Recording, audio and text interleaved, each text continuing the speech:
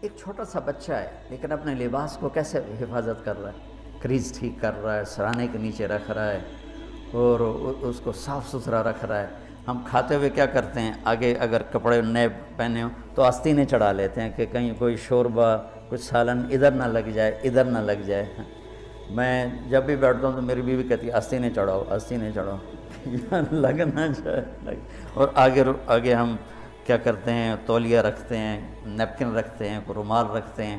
بڑے بڑے ہوٹلوں میں جاؤ تو پہلے وہ ساتھ رکھا ہوتا ہے کہ کوئی کھانے کا ذرہ گرے، سالن کا کوئی قطرہ گرے تو آپ کے کپڑے خراب نہ ہوں۔ ہم کیچڑ میں جا رہے ہوں تو ہم اپنے پاؤں گندے کر لیتے ہیں، کپڑے گندے نہیں ہونے دیتے۔ اپنے شلوار اوپر کر لیتے ہیں، پتلون اوپر کر لیتے ہیں، پاجامہ اوپر کر لیتے ہیں۔ تو جب کہیں سے کوئی آنے لگے ایسی ناگواریاں تو اپنے اوپر لے لو، بیوی پہ نہ آنے دو۔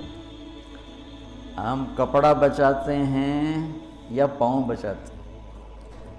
کپڑا بچاتے ہیں، شلوار اوپر ٹانگ لیتے ہیں، کرتے کو یوں سمیٹ لیتے ہیں۔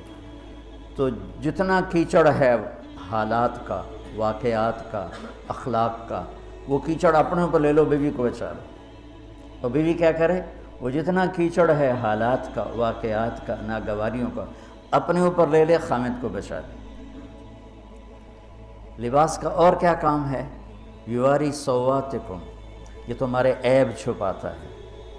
تو میرا کام کیا ہے، میں بیوی کی کمیاں چھپاؤں، ڈھنڈورا نہ پیٹوں۔ بیوی کا کام کیا ہے، خامد کی کمیاں چھپائے، ڈھنڈورا نہ پیٹے۔ دوسرا کام کیا ہے لباس کا، وریشہ، لباس مجھے خوبصورت بناتا ہے۔ یہ ایک واحد رشتہ ہے جو زندگی کو خوبصورت بناتا ہے۔ ہن لباس لکم انتم لباس لہن۔ تو لباس کیا کرتا ہے، زیب و زینت۔ لباس کیا کرتا ہے، عیب چھپاتا ہے۔ لباس کیا کرتا ہے، خوبصورت بناتا ہے۔ تو اس رشتے کو خوبصورت بنانا ہے، بیوی خامند کے لیے، خامند بیوی کے لیے۔ کس طرح یہ رشتہ خوبصورت بنے گا، اچھے اخلاق کے ساتھ، اچھے اخلاق کے ساتھ۔ اگر گھر والوں کے اخلاق اچھے ہوں، وہ بچی ساس سسر کو ماں باپ بنا لے، ساس سسر بچی کو ماں باپ بنا لے، خامند بیوی کو ہتھیلی کا چھالا بنا لے، بیوی خامند کو ہتھیلی کا چھالا۔ ہن لباس لکم وانتم لباس لہن، یہ تمہارا لباس ہیں۔ تمہیں کتنا ہی غصہ چڑھے، لباس تو نہیں پھاڑو گے۔ تمہیں غصہ چڑھے، بیوی کو بے عزت نہ کرو۔ بیوی کو غصہ چڑھے تو کرتا پھاڑے گی، اپنا دوپٹے کو آگ میں ڈالے گی، نہیں، اس کو بچائے گی۔ صرف پاگل یہ کام کرتا ہے۔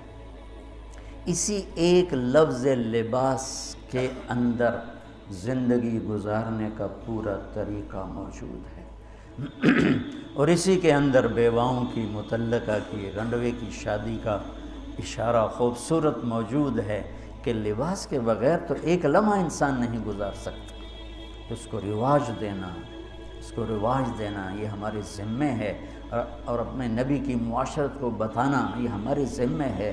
ہم تو ان مسائل میں پڑ گئے جن کا نہ جنت سے تعلق ہے نہ جہنم سے تعلق ہے، الٹا وہ مسائل جس میں زیادہ اختلاف ہے اس میں زیادہ بولنا، زیادہ تقریریں کرنا، اس چیز نے ہمیں اپنی منزل سے بہت دور کر دیا۔ ہم کھو گئے ہیں، کہیں اور چلے گئے ہیں۔ تو اس عرب کے ماحول میں میرے نبی نے لباس بنا کے دکھایا۔ صفیہ رضی اللہ تعالیٰ عنہ چھوٹے قد کی تھیں، اونٹ پہ سواری کے لیے وہ خود نہیں کر سکتی تھی، آپ نے اپنا گھٹنا آگے کر دیا۔ حضرت صفیہ نے آپ کے گھٹنے پر پاؤں رکھا اور اس کو زینہ بنا کے آپ نے ان کو اوپر چڑھایا، زینہ بنا کے۔